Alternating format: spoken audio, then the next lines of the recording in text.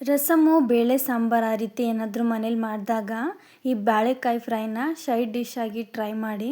Taste ಅಂತೂ ತುಂಬಾ ಚೆನ್ನಾಗಿರುತ್ತೆ. Hi friends, welcome to my channel. ನಾನು ಶ್ರುತಿ. ಇವತ್ತು ನಾನು ಬಾಳೆಕಾಯಿ ಫ್ರೈನ ತೋರಿಸ್ತಾ ಇದ್ದೀನಿ. ನಾನು ಇದನ್ನು ಮಾಡ್ಕೊಳ್ಳೋದಕ್ಕೆ ಬಾಳೆಕಾಯಿನ ತೊಗೊಂಡು ಅದು ಸ್ಕಿನ್ನೆಲ್ಲ ನೀಟಾಗಿ ಪೀಲ್ ಮಾಡ್ಕೊತಿದ್ದೀನಿ. ಸ್ಕಿನ್ನೆಲ್ಲ ತೆಗೆದಾದ್ಮೇಲೆ ನಾನು ಇದನ್ನು ಸ್ಲೈಸಸ್ ಆಗಿ ಕಟ್ ಮಾಡ್ತಿದ್ದೀನಿ. ಇದನ್ನು ತುಂಬ ತಿನ್ನಾಗೂ ಕಟ್ ಮಾಡಬಾರ್ದು ಮತ್ತು ತಿಕ್ಕಾಗೂ ಕಟ್ ಮಾಡಬಾರ್ದು. ಒಂದೇ ಲೆವೆಲಲ್ಲಿ ಮೀಡಿಯಮ್ ಆಗಿ ಕಟ್ ಮಾಡ್ಕೊಬೇಕು.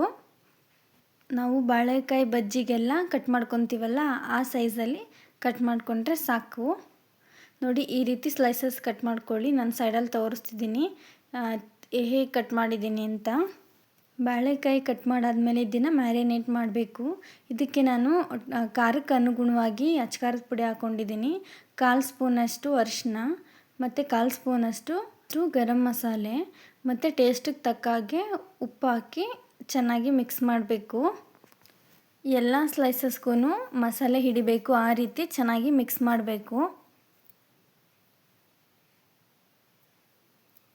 ಮಿಕ್ಸ್ ಮಾಡಿದ್ದೀನಿ ನೀಟಾಗಿ. ಎಲ್ಲ ಸ್ಲೈಸಸ್ಗೂ ಮಸಾಲೆ ಆಗಿದೆ. ನೆಕ್ಸ್ಟು ಸ್ಟವ್ ಮೇಲೆ ಒಂದು ಪಾತ್ರೆನ ಬಿಸಿಗಿಟ್ಕೊಂಡು, ಪಾತ್ರೆ ಬಿಸಿ ಆದಮೇಲೆ ಒಂದು 3-4 ಟೇಬಲ್ ಸ್ಪೂನಷ್ಟು ಎಣ್ಣೆ ಹಾಕ್ತಿದ್ದೀನಿ.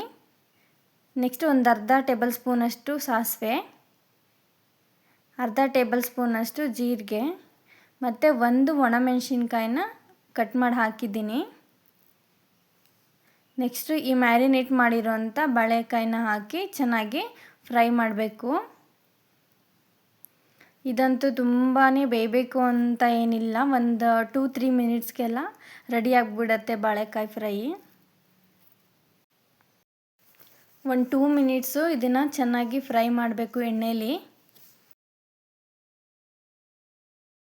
ಒಂದು 2 ಮಿನಿಟ್ಸು ಫ್ರೈ ಆಗಿದೆ.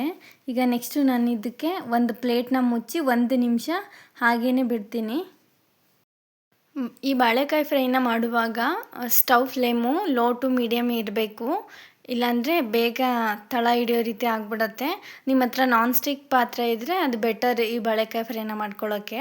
1 ನಿಮಿಷ ಆಗಿದೆ. ಈಗ ನೋಡ್ತಾ ಇರ್ಬೋದು ನೀವು, ಬಾಳೆಕಾಯಿ ಫ್ರೈ ರೆಡಿಯಾಗಿದೆ. ಇದನ್ನು ಮಾಡೋದಕ್ಕೆ ತುಂಬ ಟೈಮ್ ಏನು ತಗೊಳ್ಳೋದಿಲ್ಲ. ಫ್ರೆಂಡ್ಸ್, ನೀವೇನಾದರೂ ಫಸ್ಟ್ ಟೈಮ್ ನನ್ನ ಚಾನಲ್ನ ನೋಡ್ತಾ ಇದ್ದರೆ ಸಬ್ಸ್ಕ್ರೈಬ್ ಮಾಡ್ಕೊಳ್ಳಿ. ನೀವು ಸಬ್ಸ್ಕ್ರೈಬ್ ಮಾಡ್ಕೊಂಡು ನೋಡಿದ್ರೆ ನನಗೆ ಇನ್ನೂ ಹೆಚ್ಚು ವೀಡಿಯೋಸ್ ಮಾಡೋಕ್ಕೆ ಮೋಟಿವೇಶನ್ ಸಿಗುತ್ತೆ. ಮತ್ತು ನೀವೇನಾದರೂ ಈ ರೆಸಿಪಿನ ಟ್ರೈ ಮಾಡಿದ್ರೆ ಹೇಗೆ ಬಂತು ಅಂತ ಕಮೆಂಟ್ ಮಾಡಿ ತಿಳಿಸಿ.